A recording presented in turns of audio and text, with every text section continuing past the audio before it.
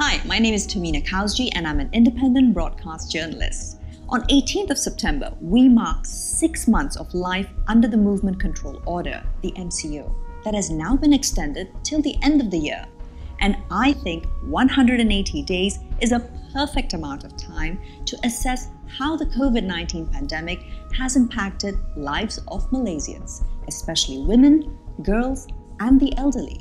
I'm proud to say that in comparison to most countries in the world, Malaysia has managed to keep her cases below the 10,000 mark, and thanks to robust healthcare system and the efforts from both the government and Malaysian citizens. Malaysia has indeed kept to its motto of "Kita jaga kita" and safeguarded everyone. But beneath the euphoria of our continued success, there are still a lot of issues and problems that the pandemic has laid bare.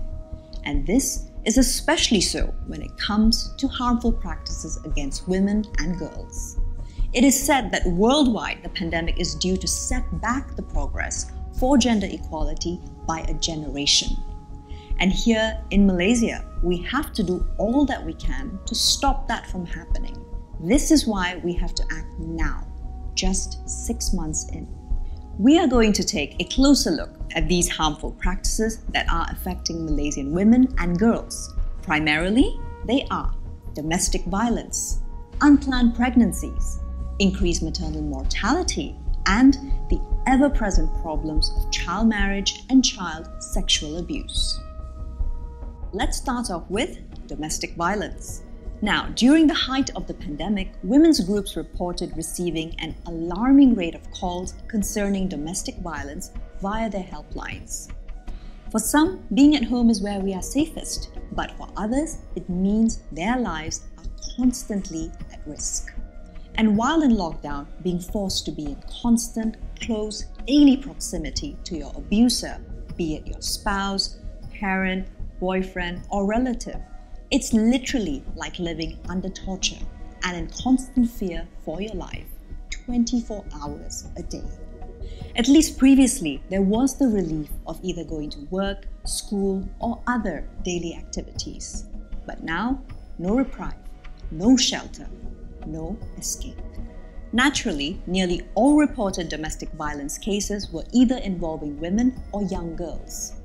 And due to the initial pandemic restrictions, the victims of domestic violence could not find relief by escaping to shelters or asking for help from the government, the Ministry of Women, or even women's organizations. The role and importance of shelters and organizations that help these victims to become survivors is fundamental. It allows for victims to gather themselves, get treatment, find respite, and finally decide how they wish to move forward. However, when it comes to the provision of shelters, Malaysia can do better. According to the 2019 policy brief by the Women's Aid Organization, Malaysia has 1 shelter space for every 73,000 women. The recommended ratio, however, is to have 1 for every 10,000 women. Basically, there is a critical need to diversify and optimize public resources and funds to provide the support system that victims of domestic violence need. One of the best ways of addressing domestic violence is to ensure that there is a clear, right path for victims to take in order to become survivors and move on. From one issue to another, we move on to talk about sexual and reproductive health rights, or SRHR. Malaysia has never been a stranger when it comes to tackling this issue, but numerous social stigmas, misperceptions, and agendas tend to cloud it. At the end of the day, though, we all want to live in a country where every pregnancy is wanted, where every childbirth is safe, and every young person's potential is fulfilled.